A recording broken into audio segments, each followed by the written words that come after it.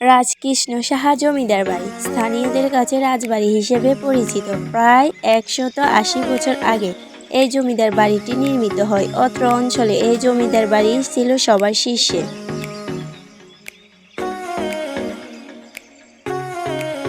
কিছু নমুনা দেখে বুঝলাম জমিদার বাড়ির খুব কাছাকাছি চলে আসছি। পিচ ঢালাইয়ের পর থেকে মেঠো রাস্তা। অনেকদিন পর জমিদার বাড়ির প্রবেশ মুখে বড় একটি মাঠের পাশে সিমসাম একটি মন্দির, একদম সেই সময়কার মন্দির। এবার জমিদার ভবনের দিকে যাত্রা।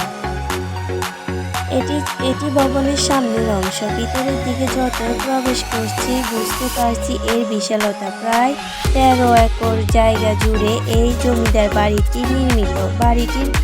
বাড়িটিতে দৃশ্যমান 5টি ভবন এবং বেশ কয়েকটি পুকুর আছে।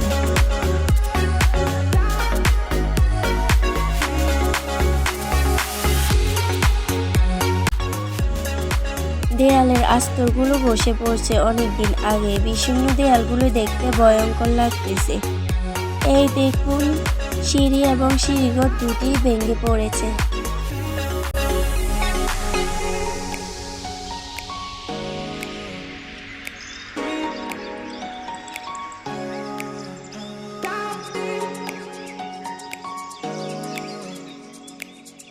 প্রত্যেকটা দেয়ালে দেয়া আছে আলো রাখার খাপ, যেখানে তেলের কুপি অথবা মোমবাতি জাতীয় কিছু রাখা হতো ঘরকে আলোকিত রাখার জন্য। রাজকৃষ্ণের ছিলেন 5 সন্তান। সেকালে এই জমিদারকে রাজা বলে ডাকতেন। তিনি ছিলেন অত্যন্ত শক্তিশালী, সেই সাথে ক্ষমতাবান। আশেপাশে ছোট বড় যত জমিদার ছিলেন তিনি ছিলেন সবার শীর্ষে। অন্যান্য অঞ্চলের জমিদারেরা সফর বিরতিতে এখানে অবস্থান করতেন। প্রত্যেক বৈশাখে এই রাজবাড়িতে চলত বিশাল উৎসব। সেই উৎসবে যোগদান করতেন ছোট বড় সকল জমিদার। জমিদার বাড়ির সিঁড়ি দিয়ে জমিদাররা উপরে ছাদে উঠত। সেই সিঁড়ি আজ জমিদারির মতো ভেঙে পড়ে আছে, এখান থেকে দেখা যাচ্ছে।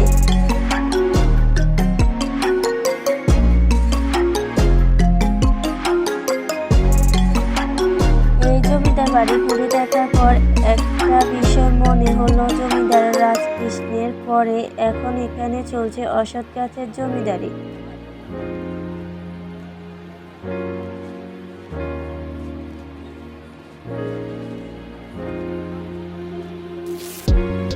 এটি ছিল এই জমিদার বাড়ি থেকে প্রবেশ এবং বের হওয়ার প্রধান দরজা।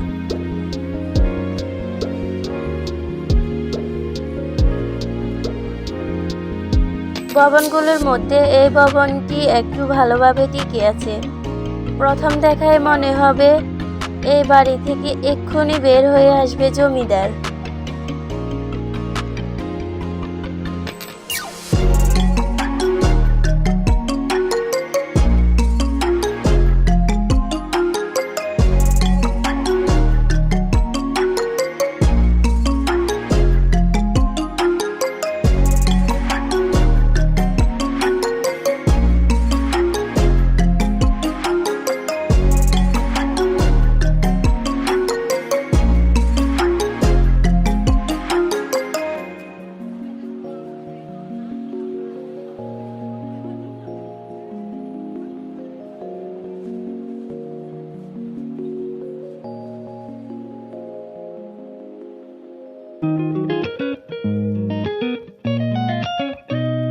পড়ে আছে কেবল ভাঙা বাড়ি আর এক বুক হাহাকার।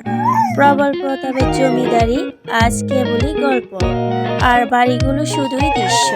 এই জমিদার ভবনগুলো ইট এবং সুটকি দিয়ে তৈরি, তবে কিছু কিছু জায়গায় লোহার ব্যবহার লক্ষ্য করা গেছে। 5টি ভবন প্রত্যেকটাই দ্বিতল এবং একই নকশা দিয়ে তৈরি করা হয়েছে। কি সুন্দর কারুকাজ, মন জুড়িয়ে যায়। কতটা শক্তিশালী এবং পুরনো বাড়ি গিলে খাওয়ার জন্য কতটা ক্ষুধার্ত, সেটা পুরনো জমিদার বাড়ি না ঘুরে দেখলে কেউ আন্দাজ করতে পারত না। অন্ধকার সিঁড়ি বেয়ে নিচে নেমে যাচ্ছি।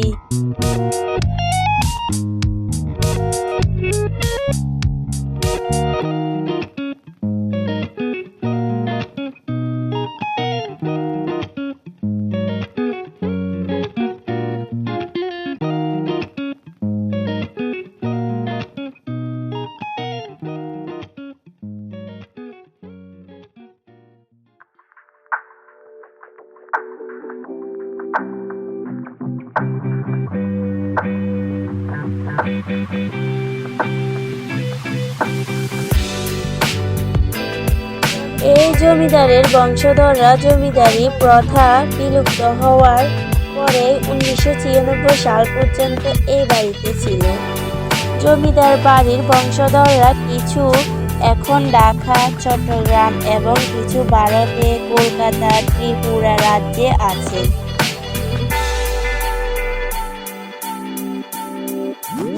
বন্ধুরা, সময়ের এক অদ্ভুত পরিক্রমা। সময়ের ঘাড়ে বসে সময়ের কিছু ঘটনা চেপে দেয়, আর একটা সময় সেই সময়েরই গল্প বলে। যেমন আমি বলছি, আজকের গল্প এখানেই রাখি। আমার চ্যানেলটি সাবস্ক্রাইব করতে একদমই ভুল করবেন না। লাইক, শেয়ার, কমেন্ট করে আমার চ্যানেলের পাশেই থাকবেন। ধন্যবাদ, আবার দেখা হবে। আল্লাহ হাফেজ।